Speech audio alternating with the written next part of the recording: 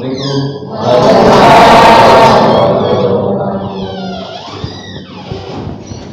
Selamat pagi. Gimana kabar?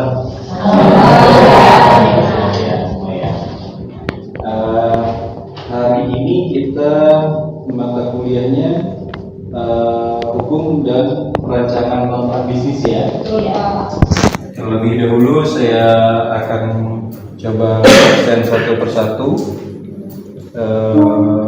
sebagai absensi kehadiran.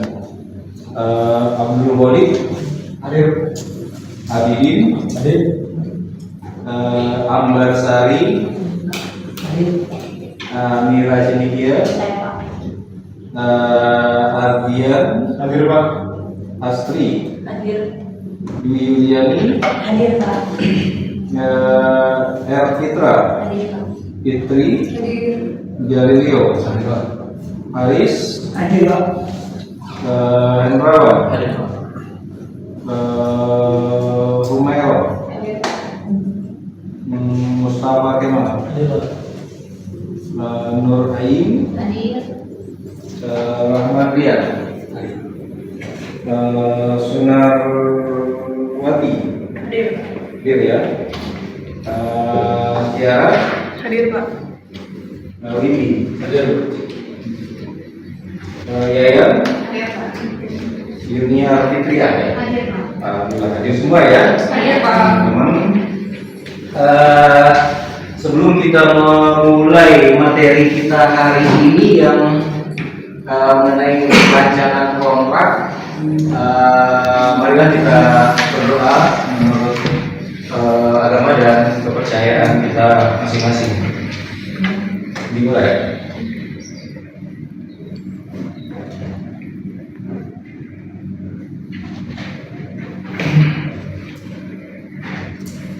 Rekan sekalian,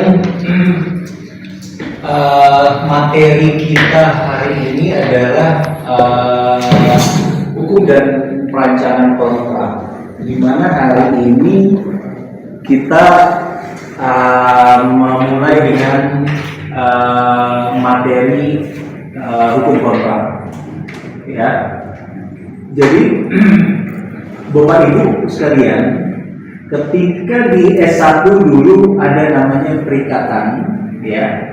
Di dalam materi perikatan itu kalian mengenal ada perjanjian, ada kontrak, ya. Ada minuta, kemudian ada perjanjian kontrak pokok, perjanjian pokok, ya. Kemudian ada namanya adendum, kemudian ada lagi namanya satu lagi, ya, berita acara dan nah, itu semuanya itu adalah perjanjian, ya, perjanjian secara resmi. Saya loncat ke belakang. Jadi perjanjian itu dipahami itu ada dua, secara lisan dan tertulis. Tetapi yang secara tertulis secara lisan ini untuk era modern hari ini memang untuk bisnis itu hampir tidak ada lagi, karena ternyata dalam perjalanannya ketika terjadi sengketa, maka itu akan menjadi problem, menjadi masalah di dalam pembuktian di dalam persidangan, begitu ya. Tadi saya membahas ada namanya perjanjian, ya, ada namanya perjanjian. Saya kasih gambaran seperti begini ya. Jadi ada namanya perjanjian, ya. Itu ada dua begini, ada lisan, ya, ada tertulis. Kemudian inilah kemudian yang melahirkan ada namanya MOU, ada namanya nanti kita kenal sebagai minta, terus ada kita kenal sebagai berita acara, terus ada lagi letter of consent, LC.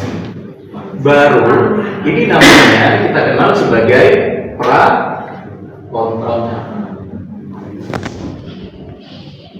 Ini ya. Kemudian ini namanya perjanjian pokok, itu disebut kontrak.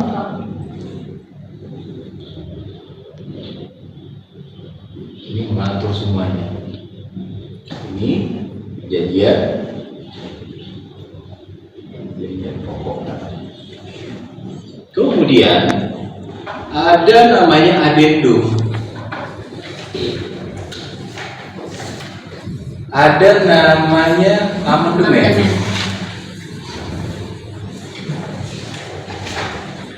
Adendum, ada amandemen. Ini namanya perjanjian tambahan. Kalau ini namanya perjanjian dengan perubahan. Seperti ini gambar. Ini ya, kalian bisa lihat. Jadi hampir semua kontrak bisnis hari ini mereka dimulai dari MOU atau dimulai dari berita acara. Berita acara, dia ketemu, dia buat berita acara seperti itu ya. Dia buat berita acara, dia buat atau sekurang-kurang seperti kalau kalian ambil di asuransi itu ada namanya lembar persetujuan.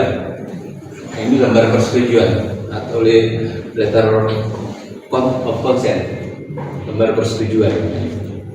Nah, inilah yang kemudian ketika perjanjian itu ditingkatkan, itulah yang dibuat melahirkan kontrak. Ini melahirkan kontrak. Ini kontrak pokok ini dia sudah lengkap di sini. Begitu ya. Jadi kita ulang lagi, ini kontrak itu sudah lengkap.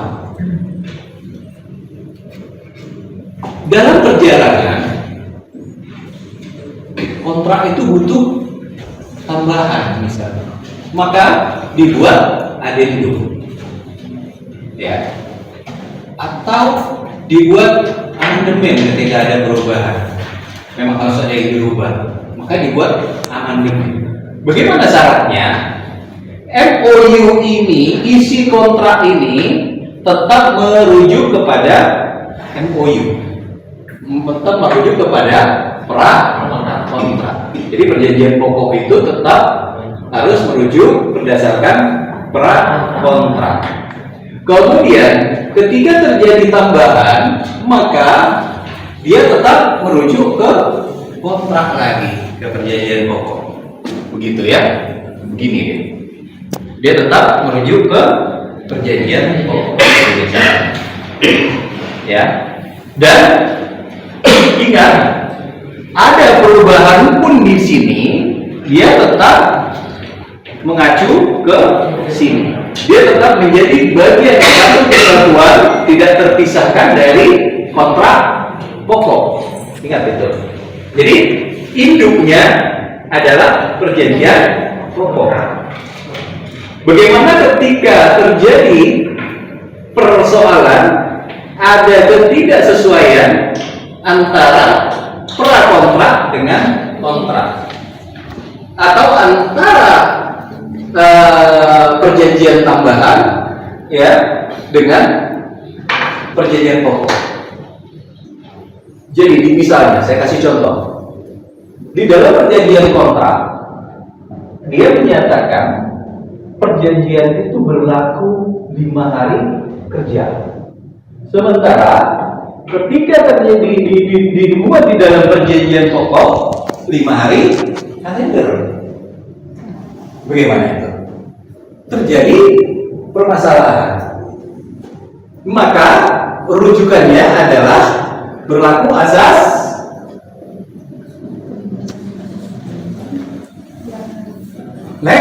legalitas.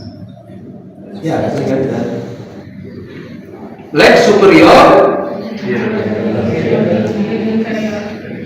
Ya. Jadi hukum yang lebih tinggi, yang lebih rendah tidak boleh bertentangan dengan hukum yang lebih tinggi. Jadi ini adalah anak, tidak boleh durhaka sama orang tua. Gitu ya, maaf ya. Ini semua apa nih? Perjanjian, ada lisan, ada tulis, ada MOU, ada semua dan segala macam. Oke. Ini orang mengenalnya ada dua. Ada yang mengenalnya sebagai payung hukum, atau orang mengenal sebagai pisau analisis.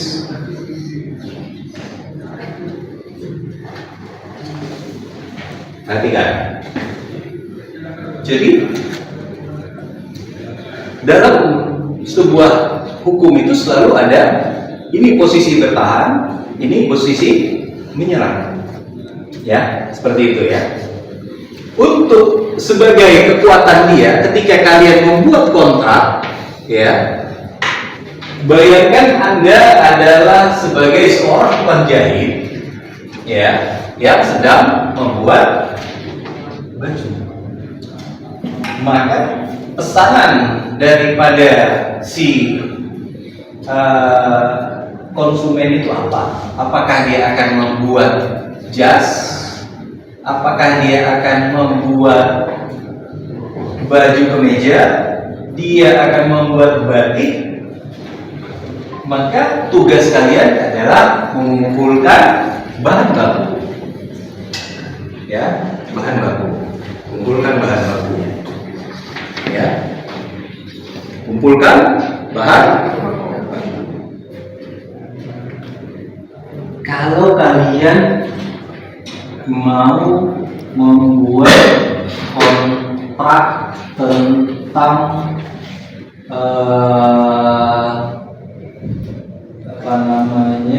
perjanjian pembiayaan kendaraan bermotor, jual beli pembiayaan mobil misalnya, maka bahan baku apa yang kalian harus persiapkan? Pertama adalah legalitas si pihak pertama dan pihak kedua yang kalian kenali sebagai kepala kontrak.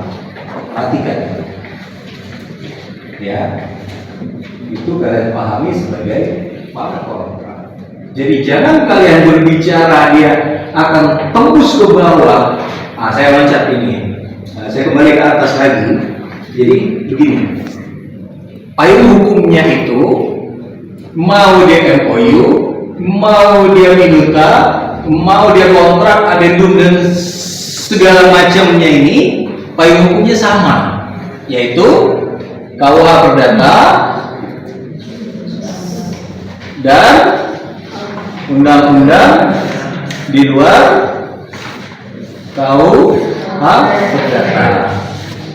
Misalnya KUH Perdata itu kalau ini perjanjian pokoknya ini biasanya ini untuk melahirkan perjanjian itu dia harus lahir dari embrio pasal 13, 20 KUH Perdata. Ini dulu. Dia harus lolos ke sini. Kalau dia lolos dari 13-20 ini, baru dia layak menjadi 13-38. Baru dia bisa lolos. Nah, bagaimana caranya tadi untuk dia lolos 1320 ya, 1320 itu isinya kalian apa? Isinya apa kemarin? 1320 itu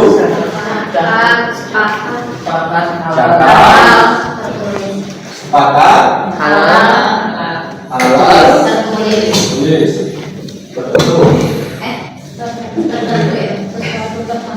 Ya betul ya. Yang ini S, yang ini law.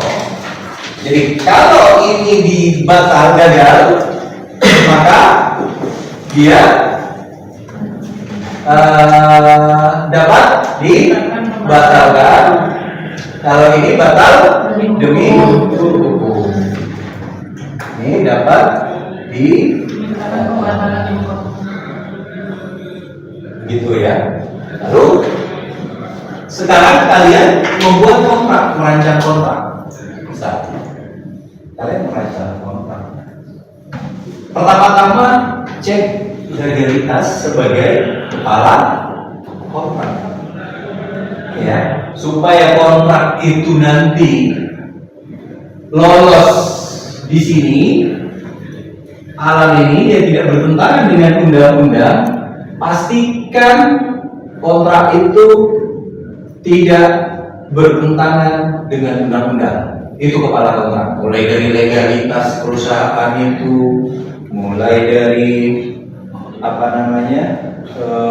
izin usaha, semuanya, termasuk dia berkompetensi atau tidaknya di sana. Ya. Nah, kalau hal tertentu ini hampir rata-rata kontrak itu sekarang jelas itu objeknya. Ya. Kalau sepakat dan cakap itu juga perlu diperhatikan. Ya. Karena nanti ini ada jadi abu-abu. Apakah dia cakap untuk melaksanakan kontrak atau dia melaksanakan kontrak dengan melawan hukum? Perhatikan itu nanti. Ya.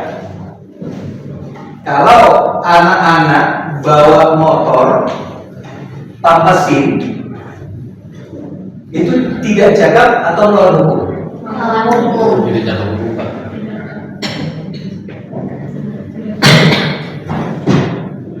Apa? Tidak cakap hukum. Tidak cakap atau? Jadi ketika dia masuk ke dalam tidak merugikan orang lain, maka dia tidak.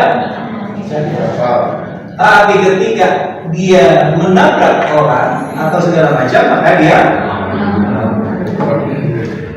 begitu ya. Seperti itu gambaran. Di mana ya tadi?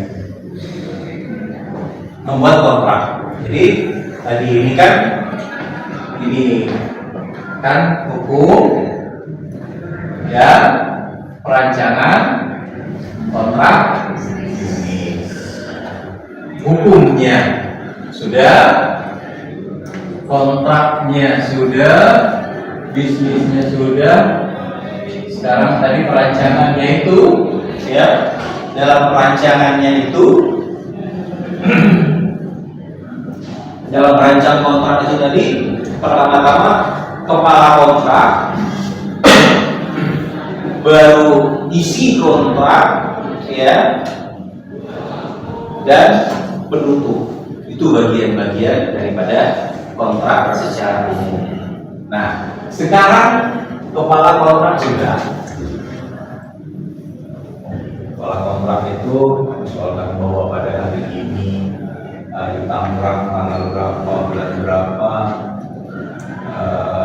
hadir satu, selanjutnya disebut pihak lama, dua, nama dalam jabatan selaku direktur, dan seterusnya.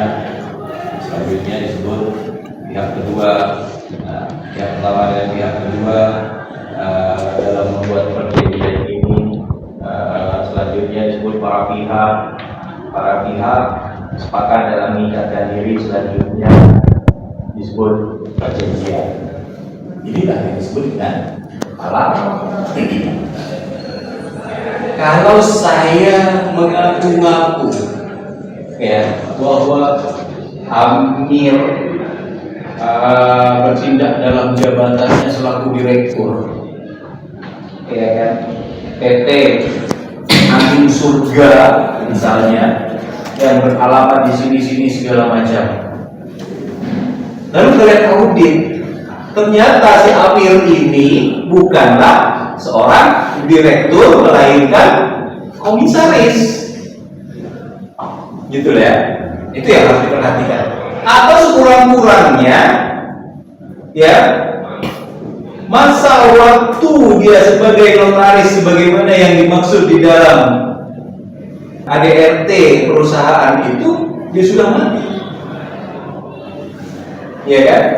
Jadi ini sama saja dengan anak yang memiliki SIM mati dan menabrak lampu merah, gitu ya. Itu baru kepala kontrak. Perhatikan, isi kontrak itu macam-macam, mulai dari ketentuan umum, ya, kemudian hak dan kewajiban, kemudian tata cara pelaksanaan hak dan kewajiban, kemudian pengalihan risiko, dispute, ya. Dispute itu macam-macam kan, harus diterjemahkan. Orang meninggal itu musibah atau bukan? Musibah, ya. Tapi apakah kewajiban para pihak yang kena musibah itu akan diturunkan kepada ahli warisnya atau dialihkan kepada pihak ketiga seperti asuransi misalnya, begitu ya? Dan itu bisa. Termasuk nanti di sini ada dispute. Kalau saya dispute orang mengenalnya ya. Ada lagi namanya Force major, Pak. ya, force major. Force major, maaf. Termasuk pilihan hukum. Kalau saya dispute ya, itu kalau saya dispute itu pilihan hukum. Itu termasuk pilihan hukum, termasuk yang seperti itulah gambaran kontrak. Apakah kontrak itu harus panjang kali lebar? Tidak juga. Tetapi pastikan ketika Anda membuat kontrak itu, bahwa kontrak itu wajib hukumnya harus kokoh. Ya. Kenapa dia orang banyak bikin kontrak itu dia bikin panjang segala macam, supaya kita yang tapi jangan rapuh syaratnya. Boleh, tapi jangan rapuh. Jangan ada celah di situ. Jangan ada bahasa ambigu di sana. Begitu ya. Sampai di sini ada yang mau didiskusikan kan? Monggo. Ya, silakan. Adendum ini kan dinyatakan tadi kalau disampaikan kan dia suatu penambahan ya, klausul tambahan dalam suatu kontrak pokok Pak. Kemudian kalau kita kaitkan dengan amandemen ini kan suatu perubahan dalam suatu kontrak pokok ya Pak. Nah, kemudian Pak, apabila kita dalam kontrak pokok tersebut mau ada penambahan klausul dan juga ada perubahan klausul, itu bisa dikatakan seperti apa? Atau itu dijadikan satu kesatuan atau bagaimana Pak? Maksudnya atau biasanya kita terpisah nih Pak. Kalau adendum kan ada klausul terpisah dan dia pasti beda coba dokumennya kan. Nah itu nanti kan di dalam perjanjian itu pasti kan disebutkan bahwa adendum dan amandemen dan satu kesatuan tidak terpisahkan dalam suatu perjanjian pokok tersebut. Nah pertanyaan itu harus digabung atau digabung dalam satu itu Pak. Misalnya dia mau pindah nih, mau ada penambahan dan perubahan, itu bisa disebut bisa dijadiin satu apa enggak? Gitu Pak. Ya, jadi ini ya, saya ulangi lagi. Ini perjanjian pokok. Ini perjanjian pokok, katakan. Perjanjian pokok. Di dalam isi tentang pilihan hukumnya, misalnya, apabila terjadi sengketa, maka akan dilakukan jalan musyawarah untuk dilakukan penyelesaian. Misalnya, apabila tidak dapat dicapai penyelesaian melalui jalan musyawarah, maka para pihak sepakat untuk memilih pengadilan Tangerang, kepaniteraan pengadilan Tangerang sebagai domisili hukumnya. Misalnya, dalam perjalanan kedua pihak ini, wah, kantor kita kan ada di Jakarta Selatan, gitu. Terlalu jauh, gitu. Sebaiknya kita pindahkan pilihan hukumnya ke kepaniteraan Jakarta Selatan. Maka kontrak ini wajib dibikin adendum. Isi yang lain tak, maka dibuat adendum berdasarkan pasal sekian perjanjian pokok nomor sekian dan seterusnya, maka dilakukan perubahan tentang pilihan hukum yang semula adalah bla bla bla menjadi memilih kepaniteraan pengadilan negeri Jakarta Selatan. Maka inilah yang dikenal sebagai adendum. Akan berbeda ketika dia berkata bahwa ditentukan pilihan hukum adalah Tangerang, kepaniteraan Tangerang Selatan, ya. Akan tetapi ketika Tangerang, pengadilan negeri Tangerang adalah alternatif pertama dan alternatif kedua adalah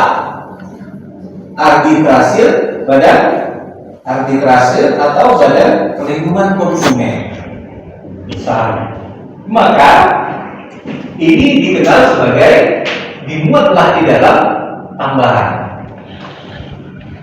gitu ya. Atau di sini disebutkan bahwa tata cara pelaksanaannya itu misalnya tidak disebutkan melalui rekening segala macam, maka dibuat adendum bahwa tata cara pembayaran, pelaksanaan pembayaran harus melalui rekening perusahaan PT Angin Surga tadi, ya, berada Angin Surga yang beralamat di nomor rekening sekian atas nama PT Angin Surga, dan itu dimuat di dalam adendum. Tapi semua ini tetap harus melekat kepada kontrak pokok. Jangan lupa disebutkan kontrak pokok, ya, merujuk kepada pasal berapa kontrak pokok, begitu ya.